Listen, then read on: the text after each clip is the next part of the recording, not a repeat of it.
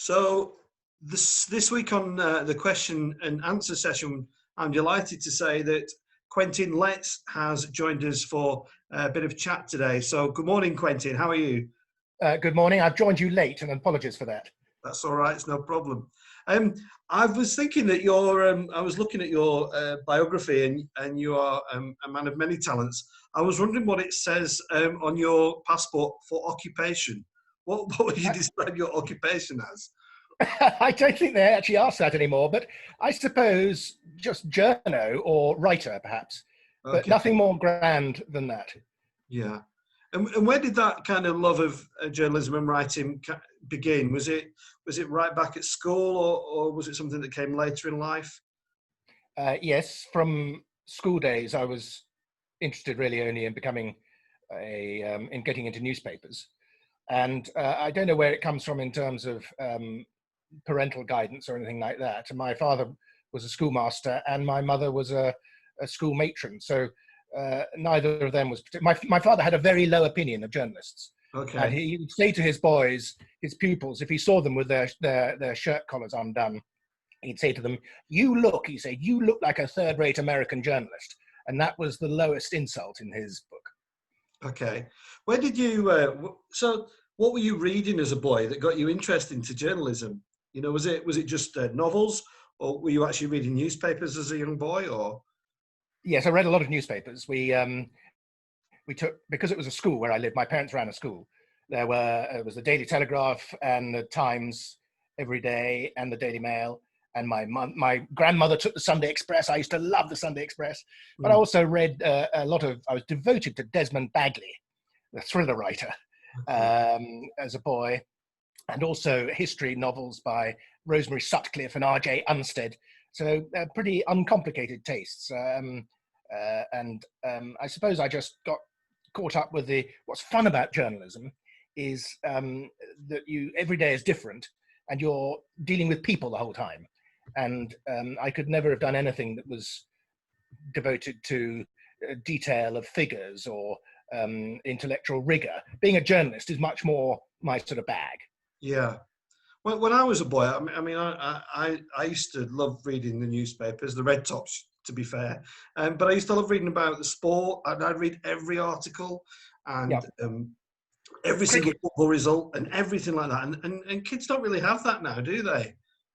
They don't. And it's really sad that they don't have the physical newspaper, because it was so satisfying to turn the paper and you'd actually get much more. You'd come across surprises with the physical newspaper in a way that online people don't. People online are much more in silos. They go to what they know they like. That's and right. There's much less of the accident. There's much less happenstance in modern newspaper consumption. And also, the great thing, I think, in the 1960s and 70s were the cricket reports or the football reports, where you get match reports rather than nowadays. Sports pages are just about columnists sounding off.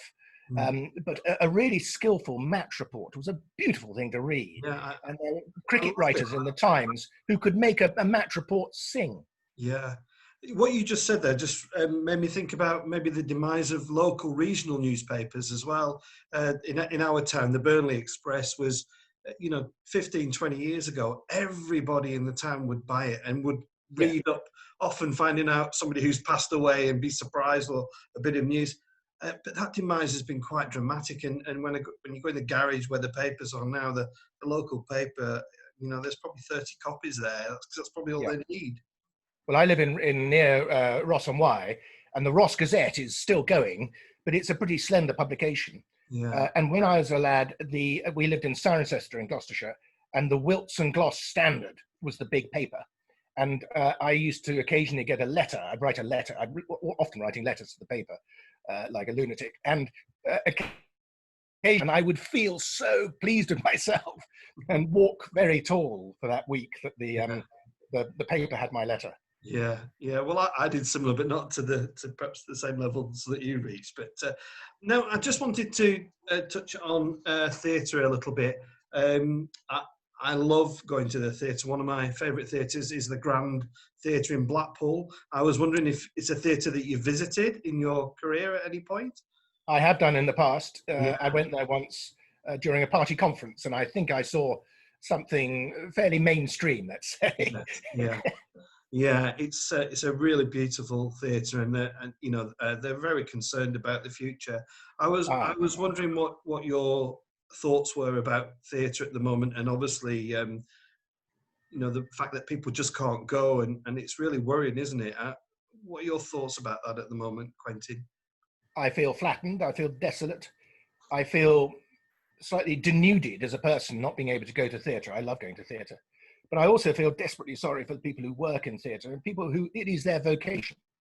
And I've been very admiring in the last few months of Andrew Lloyd Webber and his attempts to try to get theatre back and to overcome some of the officialdom has been really unhelpful, I'm afraid. Public Health England has been very unhelpful because theatre is more than just stories on a stage. It creates that sense of community that you were talking about with the newspaper a bit. And it also gives people an artistic hour or so when they can escape the chaos of modern life. And that's really important at the moment, I think. One of my big bugbears at the moment is that we aren't having enough out time. We're not having enough time to escape the worries about coronavirus. And I feel very strongly that the theatre should be doing that, the music should be doing it, and also I think the church should be doing it. I think the church has been a terrible failure in failure of service to allow people to escape modern day and to jump into something more thoughtful and to relax into contemplation. Yeah, just expand on that a little bit, Quentin.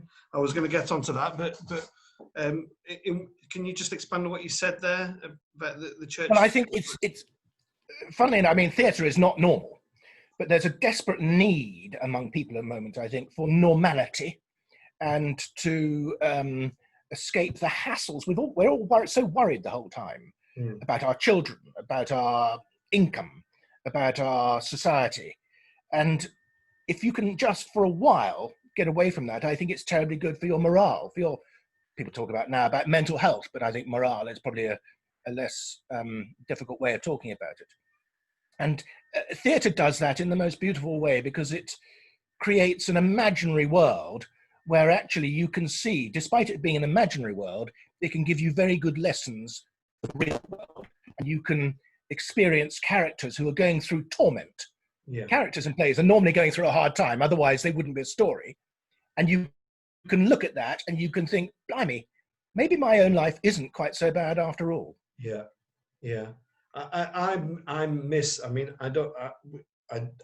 like regional theatre. I like any live performance, and it's one of the things that I am really missing. And the first. Actually, Alex, also what it does, I think it does to me anyway, because in my normal life I'm rather a buttoned-up Englishman. But when I go to the theatre, sitting in the dark, watching characters play out an emotive story. Yeah, I find my waterworks spring the most terrible leaks. Yeah. And having a good cry is actually very important. And I went to a musical the other day in a not very promising venue up in Wembley, which used to be a former TV studio. It wasn't the most beautiful theatre, not like Blackpool's theatre. And even though that was a rather unpromising venue, watching the musical on stage, which they did terrifically well, it made one very, very, it purged one, because you were crying at the moments of tenderness or the moments of sadness on stage. Yeah. And that is a very important thing. The Greeks understood that. The purging quality of tragedy is tremendously powerful. And I enjoy that when you least expected. I remember my daughters took me to, I was almost dragged along to see Hairspray, the musical, in Manchester. And thought, this is just not going to be my cup of tea at all. But I was, like you said, at the end, I was in tears. I thought it was absolutely wonderful. Well, this show I saw the other day was called Sleepless. It's based on Sleepless in Seattle, which is, it's quite a corny story, but it worked. And theatre does that. It gives you a good old rinsing, an emotional rinsing, a rinsing of your morale. And that's what we need at the moment. Yeah. I just want to keep on this theme a little bit, if you like, if it's all right, Quentin. I was brought up on end of the Pier Theatre, so summer seasons in Bournemouth and Blackpool and Brighton and did you ever go to Great Yarmouth? I did go to Great Yarmouth. The Hippodrome. I can actually remember. Yeah, I went to see. This is when he was popular. I saw Jim Davidson in the. I think he owned. I think he owned the theatre there, didn't he? Did he buy the theatre? Not the Hippodrome. He may have owned the one on the pier, but yeah. Anyway, but yeah, and I love that. And I was when I was looking at your biography, you touched on that you went to university, but one of the highlights was being in the panto. And I think some people kind of take panto not very seriously because it isn't very serious, but it's got its place, hasn't it? Oh, it does. Pantomime's fantastic, not just because it's popular and therefore draws a big crowd and has a big feel to it, but it's very on the button. It's very topical. The jokes are funny because they pull in jokes from the year. And also it takes us back because of the stories being complete nonsensical fairy tales, takes you back to your own childhood, and it somehow roots you. I think it's a good guy wrote pantomime. Yeah, and you played a part at university. What can you remember? What part you played there? Oh, we used to do one every year. Yeah. And in my undergraduate years at Trinity College Dublin, they were pretty ropey shows. But then when I did a year's postgrad at Cambridge, and the Footlights at the Arts Theatre in Cambridge was quite a decent production. And I think I was the narrator at the start, and then I was one of the dancers. One of the in sort of four heavy hooves. I'm a terrible dancer, but I was the narrator at the start and at the start of the second half as well. Sort of master of ceremonies. I was a huge fan of Rick Mayall. I always thought he'd be wonderful in pantomime because he was just so anarchic. I would love to see him play Widow Twankey or something. And also Nigel Havers is very good in pantomime, actually, because you don't expect it because he's so suave, but then he camps it up tremendously and makes jokes against himself. Panto makes jokes against ourselves. Yeah. It's quite good. We need to do that. That's great, isn't it? Yeah, yeah. Now, just also another thing that struck me is you're quite well travelled, aren't you? You went to Kentucky in America. How did you end up there? What took you to America? I went to America as a 17-year-old boy, 1980, because I had left school, done my A-levels, and I was still too young to go to university in England. So I went to a college in Kentucky on an exchange program, and I had a year there, and it was fantastic. It was a really interesting year. I got there. Everyone in England said to me, there's no way that fool Ronald Reagan's going to win the election. Jimmy Carter's a shoo-in. I got there. Immediately it was apparent that the Europeans were wrong about that. It was a big year. It was the year that the Pope got shot. Right. John Lennon was killed. There was a lot about the space shuttle. I can't remember. I think there was a space shuttle took off for the first time, and there was also the Iran hostage crisis. It was a big year it seemed a big year for news. Perhaps every year is a big year for news, but when you're 17, you notice these things. And it was a real eye-opener to me about the enormity of America and about the smallness of England and certainly of my life in England. So it was tremendous, and I drank buckets of bourbon as well, illegally. Was it what you expected? Was it you said earlier, how English you were at heart. Was it mind blowing in that regard, or? It was a tremendous culture shock. It was much less elevated in terms of manners and intellect than I was expecting from a college. It was much more authentic, and bits of it were just like the Dukes of Hazzard. So it was not life in middle-class Cirencester. I just got an image of you with was it Roscoe Pico tray there? I mean, Boss Hogg and all that. And there were some of the kids at the university did wear dungarees like they did in the Dukes of Hazzard, and the girls were tremendously pretty and all sort of cowboy hats and cowboy boots, and the people were driving around in pickup trucks and chewing tobacco. It was a big difference from my life. Yeah. And then later you went to New York, is that right? I did a couple of stints in New York as a reporter.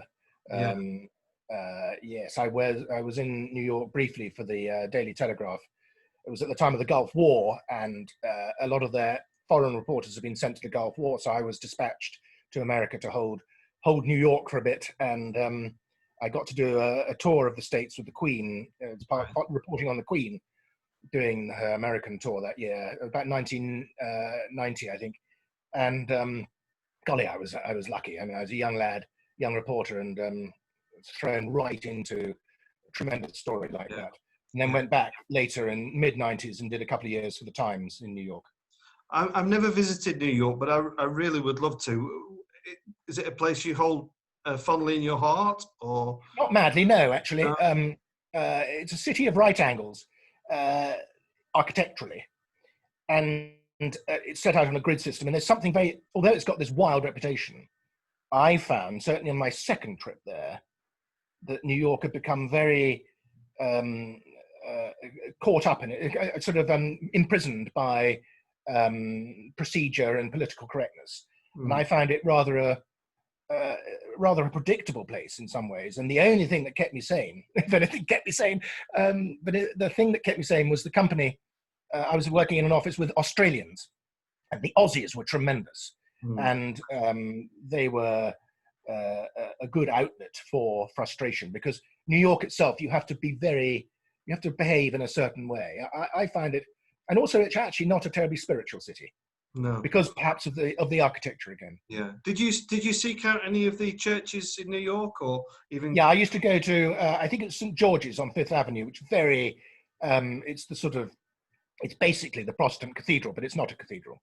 The cathedral is St. Patrick's is a Roman Catholic one, but the St. Thomas's was basically Book of Common Prayer, or a version of, with wonderful music. So that's where I used to go there. But New York, I prefer the states, the middle of the states, the Midwest. And my favorite state was Montana. Right. The big sky, and you get a tremendous sense of freedom. On the East Coast, people don't feel so free because they're very constrained by political correctness. Yeah, I don't want to really ask the typical just boring questions, but do you think Trump is going to win, or do you think he's going to get hoofed out this time round?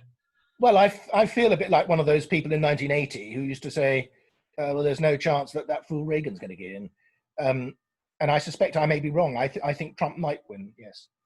I haven't been to the States for a few years. Why do you think he might? Why do you think he can still win, even though he gets an absolute booting in the media? And the polls suggest otherwise, don't they? The opinion polls suggest otherwise. I suspect there's a very much a sort of blind vote in the opinion polls. I should think that people are not owning up to being Trump supporters, because the mood in the media is so anti-Trump. I suspect people feel we mustn't possibly confess to being Trump supporters. So there'll be a sort of a hidden Trump vote of perhaps 10%, I suspect. And the other thing is, I suspect that these are just pure surmises on my behalf, but possibly the American economy has been going fairly well and seems to be lifting a bit again now. And the Black Lives Matter stuff has probably helped Trump, I suspect, because it's created such a sort of a didacticism of liberalism that I think people will feel they want to shrug that off. Yeah, and just trying to be a little bit topical, I was interested by Les Ferdinand's comments about Black Lives Matters and thinks that maybe it's a time for it to come to an end. What's your take on that, Quentin? Yeah, I thought he was quite brave doing that and saying that. It was about Queen's Park Rangers, wasn't it? That's right. And, I'd agree with him. I think if you want to express your view about Black Lives Matter, but let's not call it Black Lives Matter, because that's an organization with certain baggage. Yeah. But if you want to express your view about minority rights in some way, I think it's better to do it as an individual rather than doing it as part of some big bondoogle which has got all sorts of other political baggage. I don't think it helps the cause to get caught up in the election of the day, or else in other programs that organization might pursue. It's better to just do it nobly as yourself. Yeah. Being told you've got to bend the knee seems to me not great, because you're wagging your finger and you're telling people what they must do. Well, Yes. that's a form of slavery. Yeah, thank you, Quentin. Well, we've talked about Trump and we've talked about Black Lives Matter. We might as well briefly talk about Boris and the situation right now. So we were watching telly with the kids last night, and we were talking about, crikey, this time last year we were preparing for. Well, it was all Brexit, wasn't it? It was Brexit, Brexit, Brexit. It was, yeah. And I don't even think we knew at this point that there was going to be a general election. It was a bit later, wasn't it? I think we were about to get Lady Hale, weren't we? She was about to she and her spider were about to make their entrance into public life. Gosh, it feels another age, doesn't it? Yeah. And I think the question I want to ask you is that, to me, just watching, the Tories are getting a bit of a kick in at the moment. But you talked earlier about that kind of blind vote for Boris. I kind of get the feeling there's still people rooting for Boris to kind of solve this and bring everything better. But do you think that is? Am I misreading those signs, or do you think that's true? In my personal experience, the people who've given up on Boris are the people on the right. I mean, there's always been a big chunk of people. Let's be honest about this, on the left who can't abide him. And people on the centre left, who particularly, get very, very cross about him because of Brexit. But the people in recent weeks who've given up on him are the Brexiteer wing, the libertarians, the people who don't like being told to wear masks. I'm one of them, I must confess. And the people who feel that the damage being done to the economy is now not worth the price of saving lives, COVID lives. So that's where I think he's leached, that's where he's lost support. I think he has gained he's solidified support in the centre ground. And I think that's where he's steering. He's trying to show that he is not Boris, the irresponsible Brexiteer. He's trying to show that he is Boris, the big nation, levelling up Prime Minister. And if there is a strategy, I'm not convinced that there is a strategy, by the way. But if there is one, that strikes me, it must be that, in that he's trying to keep in the middle ground and to stop Keir Starmer getting any sort of wiggle room in the middle. Do you think he's a genius, or do you think he's a bit mad, or a combination of the both, or neither? I think all prime ministers are a bit mad. I think all politicians are a bit unusual, certainly. Is he a genius? I think there are aspects of rare sparkle to him, but he seems to have lost that sparkle to me at the moment. And he's being, I wish he weren't being quite so responsible in the orthodox way. I wish he were worrying more about the economy and about saving people's lives in other ways, and in sort of getting the health service back, in work looking after people with cancer, for instance. But Yeah. that's a sort of personal worry about mine. But I think he's lost a bit of his brio, or at least he had done about a week ago. There were signs of it yesterday, Prime Minister's questions, that he's on pretty fair form at the moment, personally. But you don't want to think about the sort of pressure he's under. No. And I don't think they get much support domestically. Yeah. Okay. Thank you, Quentin. Just to kind of mindful of time, I'd just like to talk a little bit about church, if that's all right. And I noticed that you are an admirer of Anglican hymns in particular. I am. I'm married to an organist. I believe so, yeah. And is it right you were a church warden, or are you still a church warden? Or? Well, I was a deputy church warden. I wasn't to push it, but I was sort of leaned on as a sort of dog's body, and they called me the deputy church warden. But I stormed out in disgust over the church's response to COVID. Well, stormed out in disgust is put it too strongly. But I felt that I couldn't go on honestly being a member of the PCC, our local parochial church council, because the church's response to COVID struck me as very, very wanting. I wanted the church to supply some of that normality I was talking about earlier, to provide a a guy rope to be an area where people could continue to find some peace and quiet. Instead, what happened was, well, churches were shut completely, which struck me as monstrous.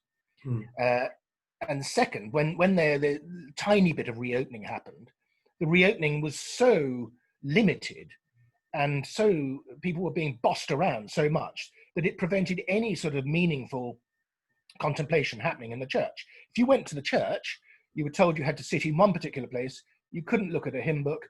You couldn't light a candle. You couldn't approach the altar. And everything was roped off with the sort of tape that the police use when there's been a car crash. Yeah. And that, to me, was it was a terrible rape of the privacy and peace and quiet that people need in a church, or certainly some of us need in a church.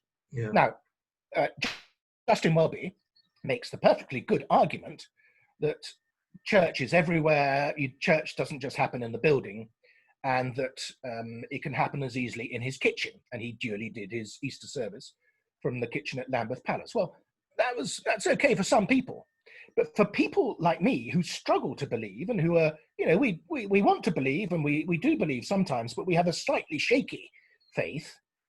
We need all the props we can get. And for the props, by props, I don't mean kitchen kettles. I don't mean the bishop's coffee maker. I want to have cold stone that's been there from medieval days. It really helps me to have a flickering candle flame. It helps me to have the smell of the church and to have the aura of sanctity. Yeah. And if you went to a church and you were surrounded by all this botheration of COVID, then it really got in the way. And therefore I felt really assaulted by the church's response to this, and terribly disappointed. And I still feel I feel clawed out and rather empty at the moment, because we're not being able to go to church normally. Yeah. Well, that is it. That is incredibly honest. I wouldn't expect anything less from a journalist. I was verbally assaulted in Burnley when the churches were closed. I had no say in the matter. It was a decision that was taken.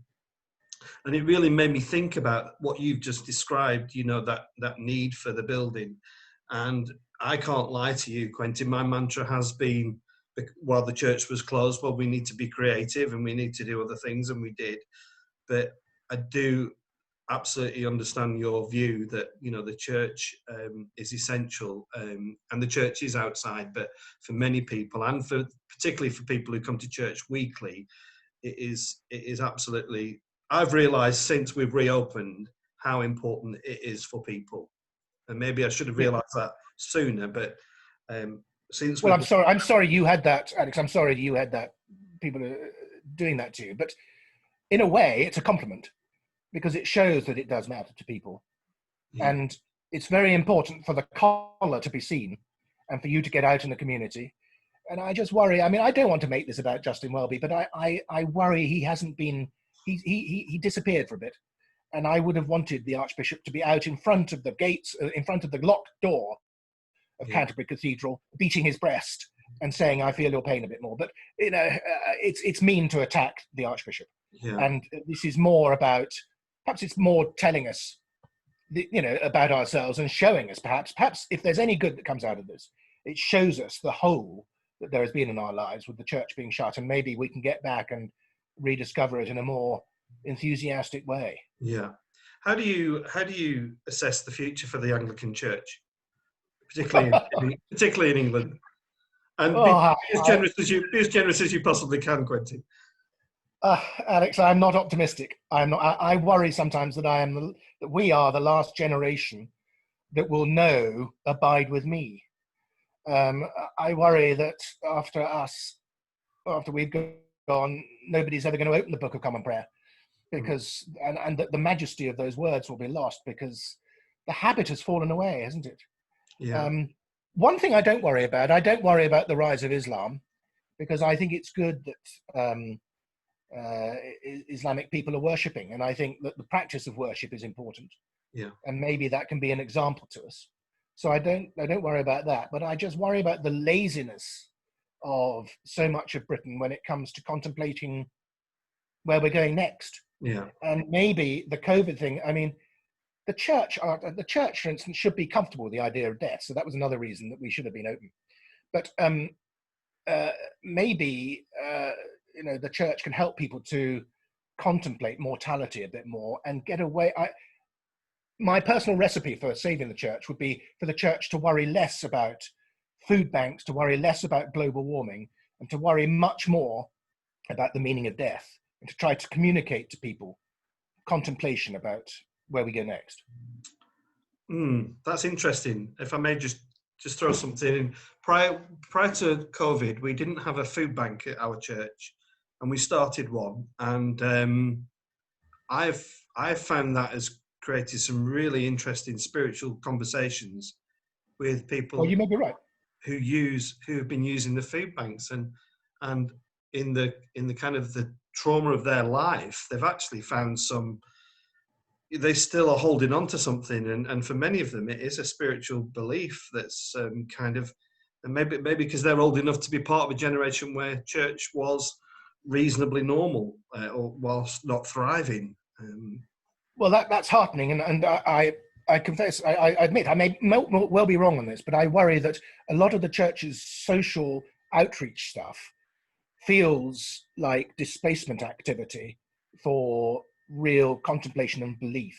Yeah. And that's what worries me. When I go to a church, I mean, one of our local vicars around here, I really feel that he believes, but that's quite rare, I must confess. And when I go to a service, I sometimes feel that I'm listening to somebody who's perhaps not themselves convinced, and that's not great if you're trying to convince others. No. I've been chatting with some of my clergy friends who I do think believe about the need for discipleship, for actually believers.